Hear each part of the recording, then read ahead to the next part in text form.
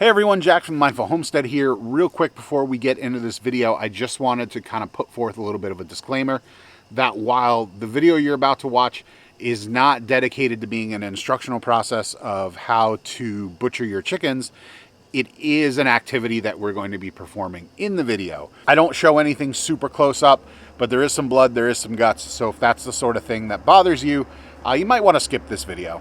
We appreciate everyone who watches, no matter what your level of comfort is with the things that we do here on the homestead, but I just kind of wanted to throw that out there. The other thing I want to throw out there is that we do still have Homesteaders of New England t-shirts available from the event. They're at newenglandhomesteaders.com. They're $25 with free shipping. I've got a bunch of 2Xs left because the t-shirt printers sent us a bunch extra of those. But I do have a whole bunch of different sizes over there. So if you're interested and you want to help me get rid of them so they're not taking up space in my basement, head over to newenglandhomesteaders.com and pick one up there. Thank you so much to everyone that attended the event. It was a blast. I'm sorry I couldn't talk to more of you as I was running around like a chicken with my head cut off, which I guess seems an appropriate pun to make for this video.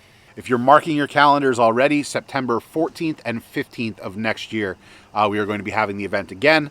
The location is going to be moved. I'll throw that out there now, but it is going to be in southwestern New Hampshire, so you can plan on that. Let's get into the video.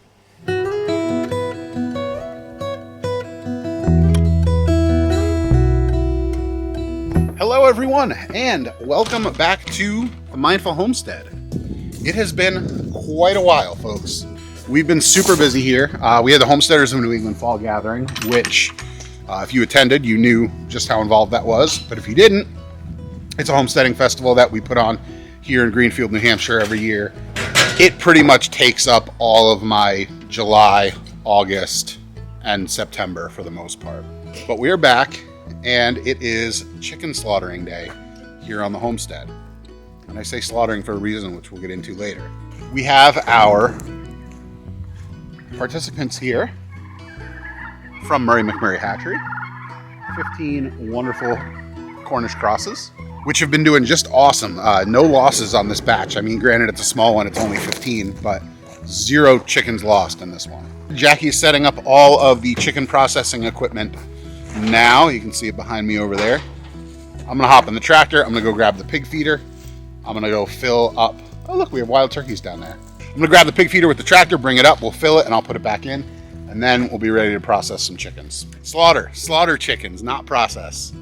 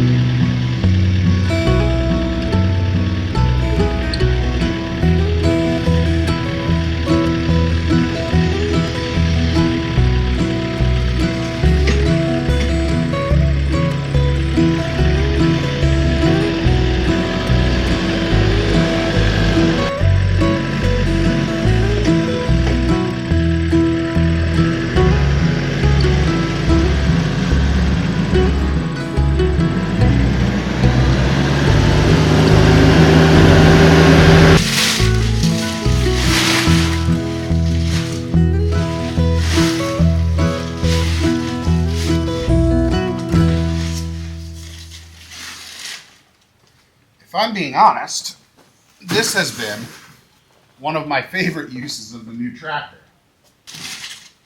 Because not only does it keep me from having to go into a muddy pig enclosure, but when the pigs get as big as they are right now toward the end of their grow out, they're a little bit sketchy to be around. They're really big. They can knock you over easily. They can nip at your leg. And if I don't have to go in there, I'd rather not.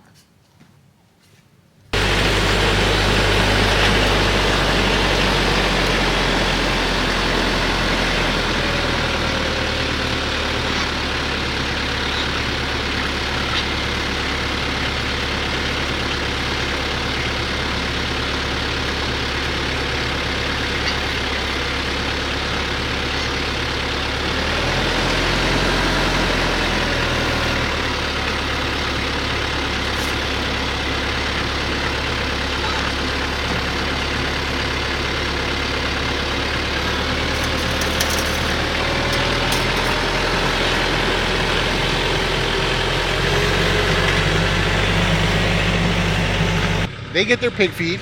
I don't have to go in there and get all muddy or bit or anything like that. It's a win-win situation.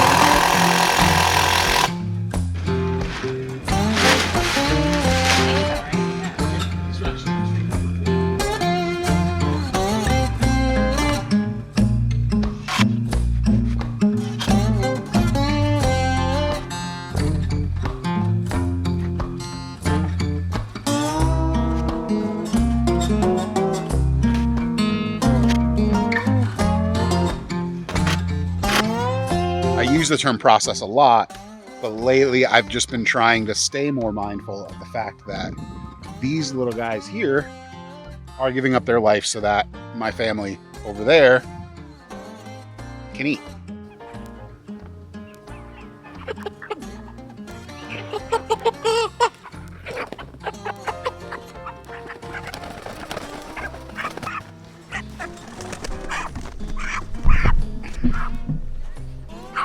So chicken, thank you for your life.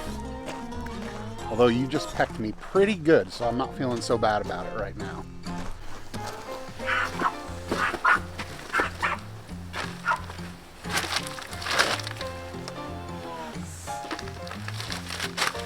It's my first time seeing this again. Is it? Again? Yeah. I was gonna say, I'm pretty sure you've seen it before.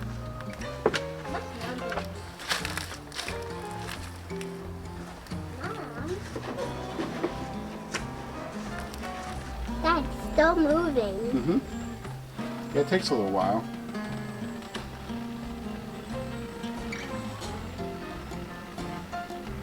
And then what do you do with them? And then we take their head off and we put them over there. And then we put them in there. Yeah, and then we take the feathers off. Take the fence off. And then we take the feet off. Yeah. And the guts out from the inside. Oh yeah. And then we package them up. Pick up a shot. Yep. At the end. Yep, at the end we package them up. Dad. What? You got blood on you. Yeah, that happens. How come you got blood on you? Well, if you want to make an omelet, you got to crack a few eggs. Crack a few eggs. Yeah. Well, every day you get blood on you when you're chicken processing. You do. Look who it is. It's Danny from Wicked Awesome Gardening. Hello! So, Danny's never processed chickens before. You've seen it a little bit. Yes. So, I said we were processing chickens. She lives local now. 45 minutes in New Hampshire is local. Yeah, Just down exactly, the road. local. It's like the grocery store. Yeah. So I said, since we were going to be processing chickens, and she's never seen it before or done it, if she wanted to come and check it out. Yeah. So we're going to go through it. We're gonna process some birds today for meat, and yeah, we'll talk about the other stuff that I mentioned earlier about process versus slaughter and the meaning of the words and kind of how they feel. We're talking about feelings today. Aha. Yeah, a little bit introspective. I had a little bit of a talk on that on my Facebook page the other day. Oh, did you? So, yeah. Yeah. So, Wicked Awesome Gardening on Facebook, YouTube, Instagram, TikTok. yes. All that good stuff. Wicked Awesome Gardening. Woo. So, cool. All right, we're going to get right into it. Okay. I need Well, Morgan's suggestion of trying, putting down a couple of roosters before I actually get meat birds. Yeah. Done. There you go. This counts. Yes, counts, this yeah. counts. And you could still do that too to try it on your own. Yeah. Well, 'cause I was saying, I'm like, I plan to raise meat birds and I want to do pigs and all of this stuff, but I have never actually dispatched an animal. Check. Yeah, there you go. Because some people, I've had some people say I thought I could do it until Yeah. I always do the legs first, right, Em? Come here. You want to direct us and tell us what to do? the leg. All right. So All right. legs first. All right, so, I'm ready for you to light that. All right. You want to just do that? Yeah, I'll real do quick that real before you get- All right, Em. So where do we do first? do the leg. The legs. All right, so grab the leg, Mm-hmm. bend it this way. Oh, bend it that way. Yep. Okay. I'm going to show you the trick. Because bone dulls your knife. Ah, I'm gonna do So the if side you just put, you don't even have to really bend it, just put pressure on it. And then, Mine's flip-flopping. yeah, and then you can kind of see the joint there. Right. Just slice until it pops on its own, Yep. and then just kind of find your way down and through. Because bone dulls knives, so like the less you can like avoid cutting bone, the better. All right, so once you got the legs off, then you go up here to the crop. So the crop, I like to do, find the underside of the neck. You can kind of see where the crop is. Right here. Yeah, it's always, if you're looking at the bird like this way from like the neck down, it's going to be on the right hand side. Yep. So just find a spot on the neck that doesn't have the crop, pinch it, and then just make a little slit. And then so once you open it up, you'll be able to kind of like see the crop over here.